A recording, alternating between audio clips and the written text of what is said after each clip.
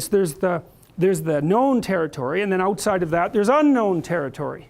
And those are the most fundamental elements of existence. There's the place you are when you know what's going on, and there's the place you are when you don't know what's going on. And that can be mapped onto geographic territory. If you go on beyond the borders of your society, then you're in unknown territory. But it can also be mapped conceptually, so that, for example, we're all sitting in this room and someone leaps in with a weapon. It's like this was known territory a second ago, and now it's not known territory at all. Even though you'd say, well, many things have remained the same. It's like, yeah, but all the relevant things have suddenly changed, right?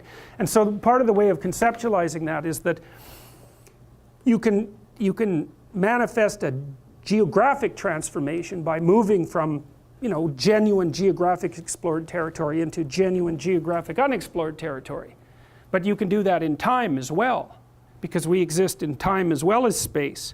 And so a space that's stable and unchanging can be transformed into something completely other than it is by the movement forward of time. So why am I telling you that? It's because we've mapped the idea of the difference in space between the known and the unknown to the difference in time between a place that works now and a place that no longer works, even though it's the same place. It's the same thing, it's just extended across time. All right, and so that's order versus chaos, and that's the chaos that can manifest itself within the order, the thing that's represented in the yin and yang symbol, right? Because you see the black paisley with the white dot in it and the white paisley with the black dot in it. Order can turn into chaos at a moment's notice, and in the same way chaos can turn to order in a moment's notice, at a moment's notice. And so we're trying to map the geography onto something that's more abstract and comprehensive, and we do that using conceptual schemes that we evolved over vast spans of time and have just moved up one level of abstraction.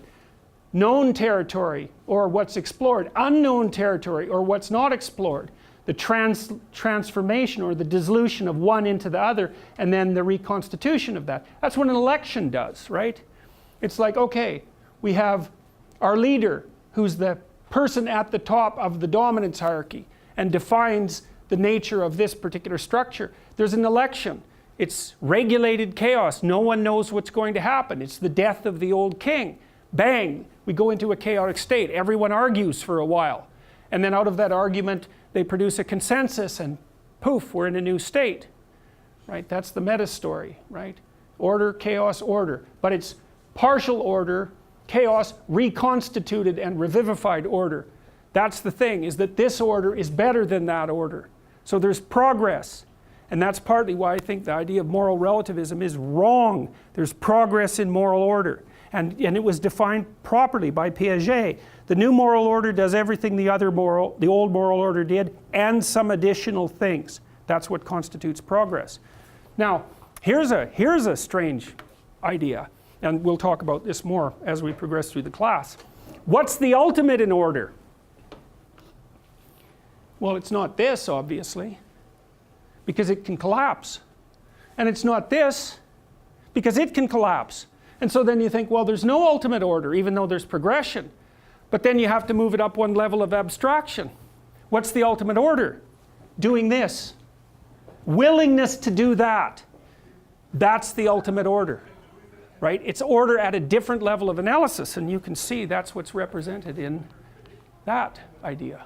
That's what that idea means. That's the phoenix, right? The phoenix is something that lives, ages, and then allows itself to be consumed by fire and then reemerges. And the old phoenix gets old and burns, and the new phoenix reemerges. And so the real phoenix is the thing that's constant across those transformations. That's the Jungian self. That's what he meant. The self is the element of the psyche that remains intact across transformations. Yeah, it's a bloody amazing idea. That's for sure. And you could think about that. That's why Jung claimed, for example, in Ion, primarily, that Christ was a symbol of the self. That was his consequence of decades of meditation on the structure of Christianity, because it's the dying and resurrecting part of the psyche that remains constant across the transformation. So the ultimate order isn't to identify with this. That's your current state of being. And it isn't to identify with that because, well, you can't by definition. And it isn't even to identify with that. It's to let these things go as they need to go. That's a sacrifice. And to allow this continual process of transformation to occur. And part of that is the admission that you're wrong. And so partly what you're doing is, at micro levels and at macro levels, where are you not what you could be? And when you realize that, it'll take you apart a little bit and burn you down to your core a little bit, and then allow you to regenerate. And if you do that continually, then everything that you don't need burns away, right? And that's what this means. You remember in Harry Potter, you may remember that Harry goes down, so in the second volume and in the second movie, Harry's at Hogwarts, so it's the school where you learn how to be magic, because that's what you really are. And there's something that threatens the school. Well, part of what threatens the school? Evil, right? Voldemort, that's one thing. But at the same time, it's also the snake that lurks underneath. It's the basilisk that threatens the school. And so the basilisk is the dragon. And when the basilisk looks at you, then you're paralyzed because you're a prey animal. And if a predator captures you in its gaze, you freeze. And the reason you freeze is because your body reacts to the predator as something that should turn you to stone. Sorry about that.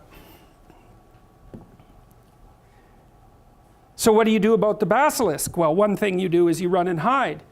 But the other thing you do is go confront it in its lair, and that's what Harry Potter does now. And what's interesting about him is he's also touched by evil, right? And that means that he's an embodiment of what Jung would regard as someone who's integrated the shadow. And without that capacity, he isn't able to communicate, say, with snakes. And that's not so good, because since there are snakes, it's not such a bad idea to know how to communicate with them. And he goes down into the underground, right, into the chaotic domain that's underneath the school in order to find the snake in its lair. Now, if I remember correctly, you tell me if I'm wrong. Doesn't he go down through a bathroom? Through a toilet? Right. Well, so that's an indication of the Jungian dictum that what you need most is to be found where you least want to look. I had a client once who actually had a dream like that. He dreamt that he had to go into the underground world through an outhouse.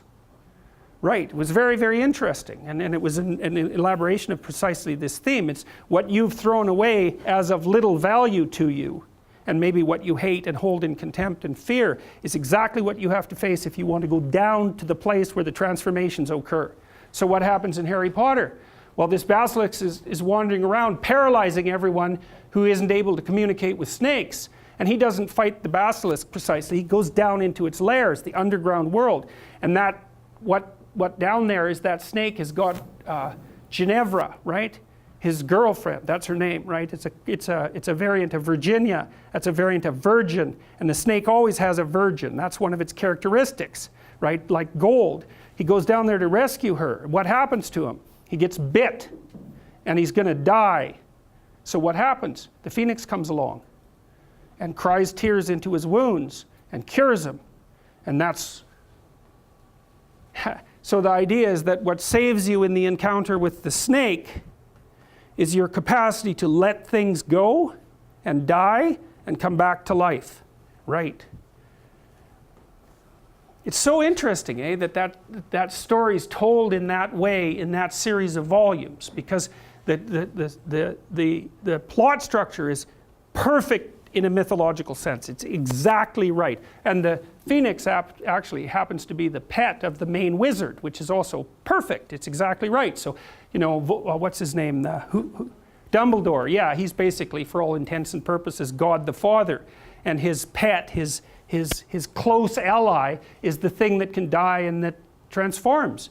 Well, you can see the echoes of Christian thought in that, but that isn't exactly right. It's that Christian thought and the mythological substructure upon which the Harry Potter volume is based are drawing from the same underlying pool of ideas and symbols. And they're universally accessible, and you can tell that because if they weren't, that book wouldn't have sold. How many million copies? How many million copies did it sell? And the movies, it's unbelievably, overwhelmingly powerful. She got kids to read 600-page books, like multiple volumes lining up for them. You got to ask yourself why. Silly stories about magical orphans.